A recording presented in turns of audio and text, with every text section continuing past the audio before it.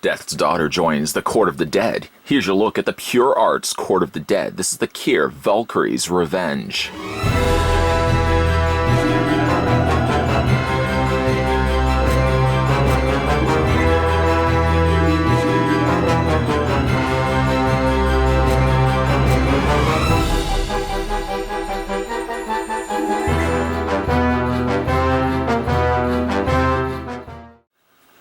Born the vestigial twin to a Valkyrie of heaven, Kier was broken and incomplete, an abomination in the eyes of the heavenly host, and so she was cast into the void between the realms to wither and die.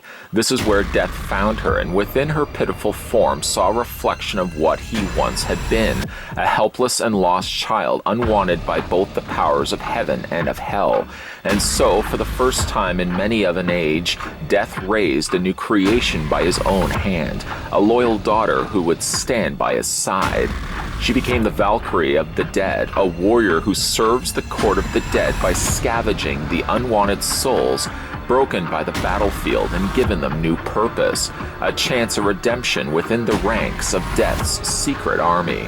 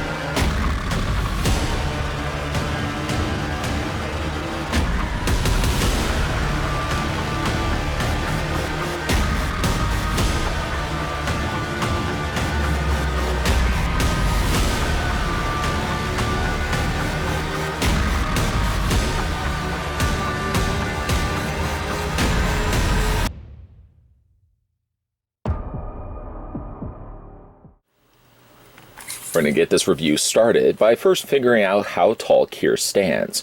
I'm going to take the tape measure right to the very top of the highest points, the highest horn on her mask. I'm going to stop it right there. And according to the readouts, you're looking at a statue that stands 10.9, almost 11 inches in height.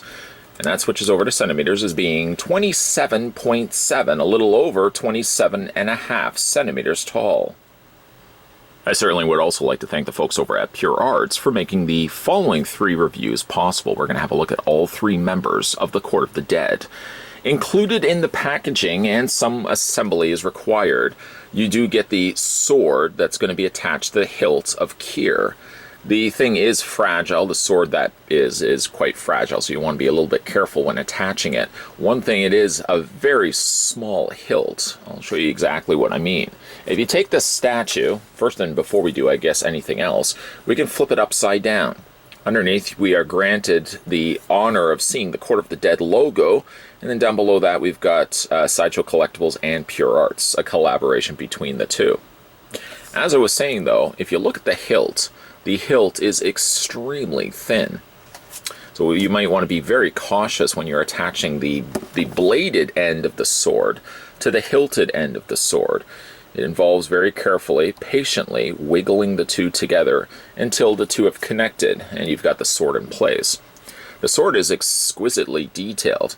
I'm not sure if you can see that or not, but it looks actually like a horned demon, a horned skull, making up the center point of the very nice intricate detailing on the actual hilt section of the sword. Further moving up, you can see again the very thin, slender stem of the hilt before we eventually get to like a winged, I think it would be a recreation, if anything, of one of the Valkyries, and an explanation as perhaps why Kier wields this specific sword, possibly a borderline between heaven and hell, held in the middle by her hand. At least, again, that's only my interpretation of it. I like the gold that they've incorporated in there. It's almost more of a tarnished copper than anything else. You can see also that they've added a bit of a dry gray brushing of paint in there as well, just to fill in some of those creases and crevices. I don't know if I'm making out more than perhaps what there is, but it almost seems as if the handled section of the sword, let me see if I can get a real close-up look at that, kind of looks like it's made up of souls, humans intertwined and interlaced with one another, branching themselves out perhaps by the ruler of the undead, Death himself. I'm sure warnings aren't necessarily required in this instance. You could probably see how fragile a sword like this would be. But I would say you would want to be very, very careful. Being that the sword is as long as it is, being it's as slender as it is, and being it's as thin as it is, this is something that's very susceptible to breaking. Especially when you factor in where it's connecting to the hilt. You want to be very careful that you don't clip and bang the statue in any way, because I do feel like that would be one section immediately that would break off. The head that Pure Arts have sculpted on Kier, I really like. It's a combination of death and decay with beauty. Underneath all of this, the mask of death, you would imagine that there would have been a very beautiful Valkyrie, simply cast from the heavens, deemed an abomination. The head sculpt is really quite beautiful, especially from certain angles. Like, I really like that angle there, where you can kind of get a full glimpse, or almost a full glimpse, of what the face could have looked like had you been able to remove the mask. The mask is not removable, by the way. One thing I do really like about this is the eyes. First and foremost, the face does have a lifeless look to it. It's all really thanks to the coloring that they used for it. The mixture of whites and the blues really do work well, and I like the transitioning of colors. You don't really quite see where the blues stop and the whites begin. They really blend in quite nicely. But one thing I really like about the particular face is the eyes. Not only have they been shaded rather darkly, so for starters, it does look like the eyes are further recessed, further back in the skull of the mask here. But I also really like that amongst the really pale blue eyeballs, I'm hoping that the camera's going to be picking this up, you can actually even see, there it is right there, these pale white pupils looking right back at you. It's those little touches of detail. And every time you look at this statue, you feel like you can see something more than you didn't see before. Also kind of like these lines they've ran out from the bottom of her lips. I'm not really sure what specifically that references back to, but it adds a little bit extra character to it. Speaking of character, get a load of the mask itself. I love the fact that they've got the skull as her face, as her mask. It's not removable, unfortunately. But I like the fact that they've even had the jaw. The bottom section of the skull has been split in the middle, and the sides of the jaw are now running down the sides, almost like the armament, like the decorative you would see maybe on a military helmet. Like the sprouted roots of the horns that are sticking out, protruding out from the tops of the mask. Kind of looks like tree roots that have unearthed themselves from the land. I really like that quite a bit. We spin this around. Again, there's a lot to really take in here. Even like the sections of her hair have been braided with skulls. A really nice touch.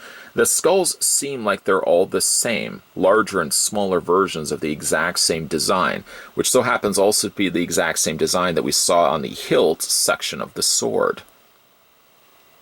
The back of the statue's torso here, you can see what would have been the start of her wings.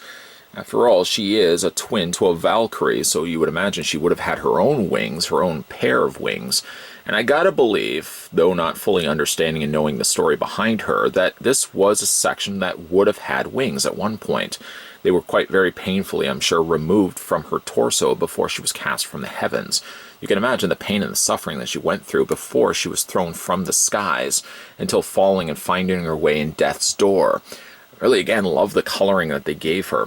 It's hard to quite make out here on camera, but I almost feel as if the plastic that they used is translucent. The reason why I say that, even though you can't necessarily see my fingers running behind it, there are certain areas where you almost feel as if you're looking at something that could, in theory, be see-through.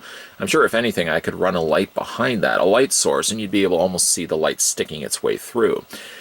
Further expanding on the look of the figure here. Yes, I did remove, by the way, the blade of the sword, just for fear that it would be breaking off while we were doing turnarounds of the statue. I'll simply just return that later on. Though looking at the front of the bodiced armor here on the statue, I really like that they've done this kind of off copper gold color. It looks like it stretches its way out like almost a spider web of armor. And then I really like this section here. It kind of looks like a skull with tentacle legs, perhaps almost like an octopus.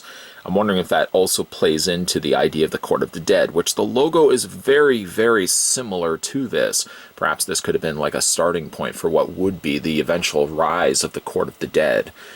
One also thing I really love about this particular statue is the additional adding of the red. I feel like this is real blood. You can see more so of it kind of coming out from her legs, or running and kind of splashing against her legs.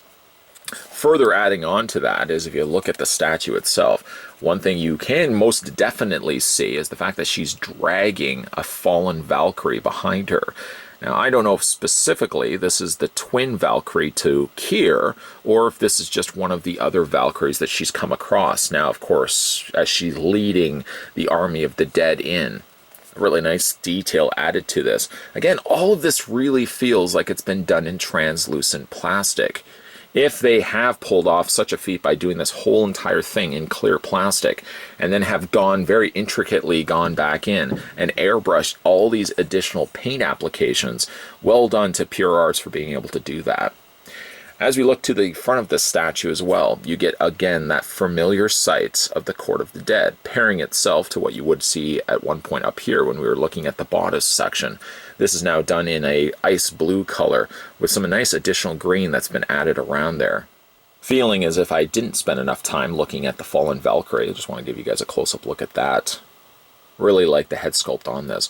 It does look like it's a male Valkyrie.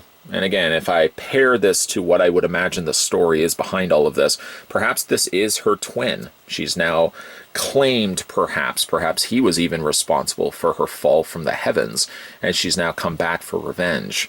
I like that one side, you can see that the wing is completely gone. Perhaps she's cut that off as an intended reasoning, perhaps why she lost her own wings. She's come back and claimed the wings of perhaps her brother. But the one wing is still intact. Really nice additional color that's been added to it. I don't know if you can see it quite well, and I hope the camera is doing it justice. Certain angles and tilting it against the lights. You can see how it's got this pearlesque kind of coloring added here, with some additional yellows and golds added. You've got some additional copper colors, which made their appearances up at the top here, kind of blanketed across the various different tattered feathers, what would be left of only one wing on this particular Valkyrie. Here, though, I'm not sure what's happened specifically here. Whether this is blood, whether this is something that's kind of reaching up and grabbing and pulling down this fallen Valkyrie. But she's kind of wrapped around, or she's standing around, kind of this, doesn't look quite like flames, it doesn't quite look like fire.